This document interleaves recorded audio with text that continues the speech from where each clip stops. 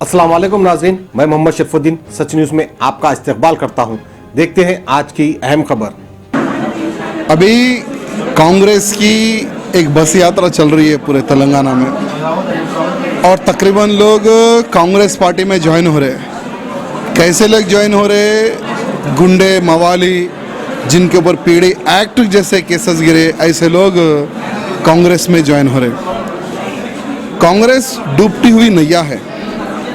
कांग्रेस मुक्त भारत का सपना हम नहीं, भारत देश की जनता ऑलरेडी ले चुकी है। इसलिए हर राज्य से कांग्रेस का सफाया होते जा रहा है, लेकिन तेलंगाना में ठीक है, एक उम्मीद लेकर ये लोग आगे बढ़ रहे हैं। उम्मीद पर पूरा पानी 2019 में फेरा जाएगा और तेलंगाना भी कांग्रेस मुक्त तेलंगाना भी बन जाएगा।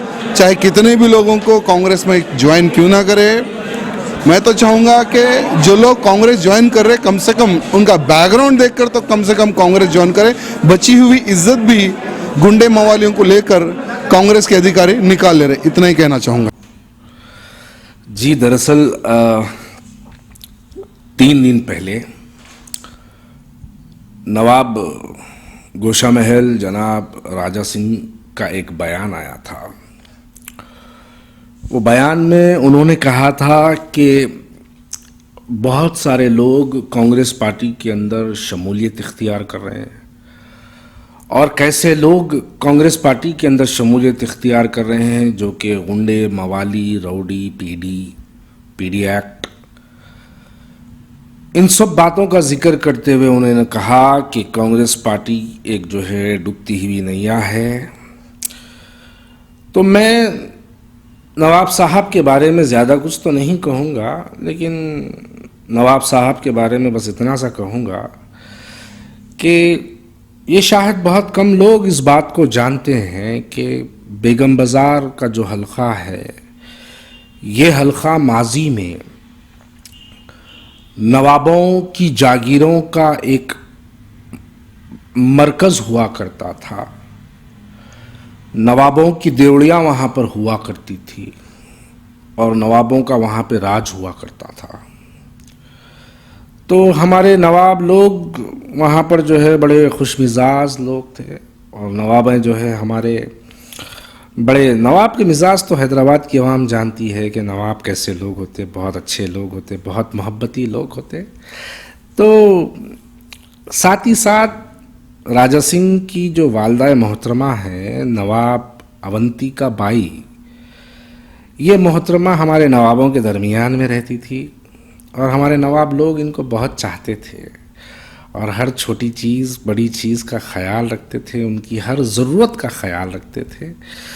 तो अगर उन्हीं की कोई औलाद अगर हमारे बारे में या हमारे मज़हब के बारे में या फिर हमारे किसी भी बारे में अगर कोई बयानात देती है तो हमको इनका बुरा नहीं मानना चाहिए। इसलिए भी नहीं मानना चाहिए क्योंकि अपना ही बच्चा है। अगर अपना बच्चा अपने से सवाल नहीं करा तो कोई गैर थोड़ा ही करेगा। तो ये बच्चा अपना ही है। जहाँ तक ये बात अपने बच्चे की है, ये नवाब की जो बात है, नवाब की औलाद की जो बात है, तो मैं ये कहना चाहता हूँ कि 2009 के अंदर एक इंतखाबात हुए थे 2009 नवंबर के अंदर, जहाँ से ये नवाब साहब ने बाहैसियत तेलुगु देशम के उम्मीदवार की हैसियत से कॉरपोरेशन इलेक्शन में कामयाबी हासिल की थी। तो जब ये इलेक्शन वहाँ पर लड़ रहे थे, वहाँ पर मजलिस इत्तेहाद मुस्लिमीन का भी एक उम्मीदवार था, उसका नाम मखदूम था। तो ये जो मखदूम है, ये मखदूम को इलेक्शन से पहले मजलिस इत्तेहाद मुस्लिमीन की आज की क़यादत ने राजा सिंह की तायीद में इसको विड्रॉ करवाया और 2014 के असेंबली इलेक्शंस के अंदर इस नवाब के मुकाबले में मजलिस इत्तेहाद मुस्लिमीन ने अपने एक भी उम्मीदवार को गोशा महल से नहीं उतारा। अगर हम ये सवाल करेंगे कि आप गोशा महल से इनके जो है क्यों अपने उम्मीदवार को नहीं उतारे, तो मजलिस इत्तेहाद मुस्लिमीन का जवाब ये आएगा कि हम इसकी शिकस्त के लिए, कांग्रेस पार्टी की कामयाबी के लिए गोशा महल से हमने अपने उम्मीदवार को नहीं डाला। तो अगर इसकी शिकस्त के लिए, बीजेपी की एक एमएलए की शिकस्त के लिए अगर मजलिस इत्तेहाद मुस्लिमीन गोशा महल में अगर अपने कैंडिडेट को नहीं डाली, तो फिर उत्तर प्रदेश में अपने कैंडिडेट्स को क्यों उतारी, फिर महाराष्ट्र के अंदर क्यों उतारी, फिर कल कर्नाटक के अंदर क्यों अपने कैंडिडेट्स को उतारने की तैयारी में है, क्यों बिहार के अंदर अपने कैंडिडेट्स को उतारी? इन सवालात का जवाब मजलिस इत्तेहादुल मुस्लिमीन कभी नहीं देगी, क्योंकि ये लोग चाहते हैं कि जो लोग फ़िरका परस्त बयानात देते हैं वो लोग आज हमारे दरमियान में रहें और हमारी जो है दिलों को ठेस पहुंचाने वाले बयानात देते रहें। यही कोशिश हमेशा मजलिस इत्तेहादुल मुस्लिमीन की होती है। कभी टाइगर नरेंद्र की शक्ल में हैदराबाद की आवाम ने फ़िरका परस्त बयानात को हैदराबाद की आवाम ने सुना, तो आज ये नवाब राजा सिंह के बयानात को सुनते हैं। तो मेरा यहाँ पे एक सवाल और एक यहाँ पर ये पैदा होता है कि जो आज जो लोग हमारे केसीआर को महात्मा के नाम से पुकारते हैं, ये महात्मा की आत्मा को क्या हुआ? जो आदमी को सेकुलर के नाम से असेंबली में तारीफें करते, जिसको जो है हिंदुस्तान का सबसे बेस्ट चीफ मिनिस्टर कहते हैं, जिसकी तायीद में आज की क़यादत के अल्फाज कम पड़ते हैं, वैसी क़यादत आज ये सेकुलर लीडर फिर खामोश क्यों हैं? वो इसलिए खामोश क्यों हैं क्योंकि जब अगर ऐसा कोई फ़िरका परस्त बयान जारी होता है तो महात्मा की आत्मा को ठेस क्यों नहीं पहुँचती? क्योंकि मुसलमानों के दिलों को ठेस पहुँचाने वाले बयानात जारी करते हैं। तो ऐसे सेकुलर लीडर की यानी इस वक्त जिम्मेदारी बनती है कि वो लोग इसके ऊपर मुकदमात दर्ज करवाए। यानी मेरी मुराद टीआरएस पार्टी से है कि टीआरएस पार्टी खामोश क्यों है और टीआरएस पार्टी के वो कायदीन खामोश क्यों हैं कि वो लोग ये ऐसे फ़िरका परस्त बयानात देने वाले को मुकदमात में दर्ज क्यों नहीं करवाते, इसको अदालती तहरीरों में क्यों नहीं लेते, इसको असेंबली से सस्पेंड क्यों नहीं करते? क्योंकि ये तमाम लोग, चाहे भारतीय जनता पार्टी रहो, टीआरएस रहो या मजलिस इत्तेहादुल मुस्लिमीन रहो, इन लोगों का हमेशा मंसूबा यही होता है, इनकी कोशिशें यही होती है कि ऐसे लोग आवाम के दरमियान में सियासी तौर पर जिंदा रहे। क्योंकि अगर सियासी तौर पर ऐसे लोग जिंदा रहेंगे तो इनका डर, इनके बयानात बताकर हिंदुस्तान के तमाम मुसलमानों को मजलिस इत्तेहादुल मुस्लिमीन में शमूलियत के लिए ये लोग जो है अपनी सियासी जमात में इन लोग को जो है लेने के लिए और ऐसे बयानात बताकर इनको अपनी सियासी जमातों में जो है जोड़ने की कोशिशों में लगे रहते हैं। तो मेरा कहना यहाँ पे यही है कि आज क्यों हमारी क़यादत इसके लिए खामोश है, तो हमको इसको जवाब देने की ज़रूरत है।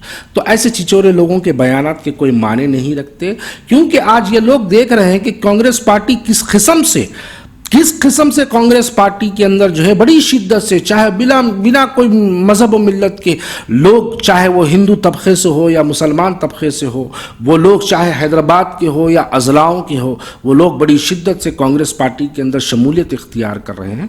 तो यही देखते हुए आज बीजेपी की गवर्नमेंट, बीजेपी के एमएलएज, बीजेपी की जो पार्टी है, पार्टी के तमाम लोग बड़े बौखलाहट के शिकार हैं और ये इनका जो बयान है ये बौखलाहटी बयान है।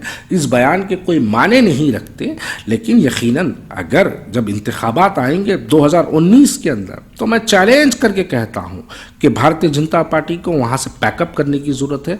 भारतीय जनता पार्टी यकीनन वहां से पैकअप होगी 2019 के अंदर। वहां पर जो है इंशाअल्लाह ताला कांग्रेस पार्टी की जीत होगी दोबारा से, क्योंकि वो हमेशा से कांग्रेस पार्टी की सीट रही है। इंशाअल्लाह ताला आने वाले वक्त के अंदर इस नवाब को, इस सबसे, यानी मैं ये कहना चाहता हूं कि सबसे नाकारा अगर कोई रुकन असेंबली है, अगर है कोई तो तेलंगाना की असेंबली के अंदर, तो उसका नाम नवाब गोशा महल एमएलए राजा सिंह उसका नाम है। उसको वहाँ से सस्पेंड करना चाहिए और आने वाले वक्त के अंदर वहाँ की आवाम, चाहे वो हिंदू हो या मुसलमान हो, इसको यकीनन शिकस्त का जो है सामना करना है और तमाम मिलकर कांग्रेस पार्टी को वहाँ से कामयाबी के सबब बनेंगे। शुक्रिया। शौक बड़ी चीज है, खुशियां दूर नहीं। आलम पनाह क्रिएशंस, खुश रहो। आलम पनाह शेरवानी हाउस, खूबसूरत लिबास की शान, उम्दा शेरवानी और पठानी का एक ही मरकज। जी हाँ, आलम पनाह, सबकी जुबान पर एक ही नाम, आलम पनाह, आलम पनाह, आलम पनाह। खूब है जान, बुलंद है मयार, रिवाजी मलबूसात का फैशन, आलम पनाह से ज्यादा कोई न जाने। डिजाइनर शेरवानी, सूट्स, पठानी, कुर्ता पजामा और kids wear, absolutely world class. Alam Panah, beside Chow Mohalla palace, Khilwat square, Hyderabad. Contact 04024501565।